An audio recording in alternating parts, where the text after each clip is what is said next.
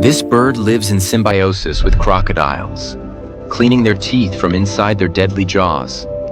The Egyptian plover, also known as Pluvianus egyptius, inhabits rivers and lakes in Africa.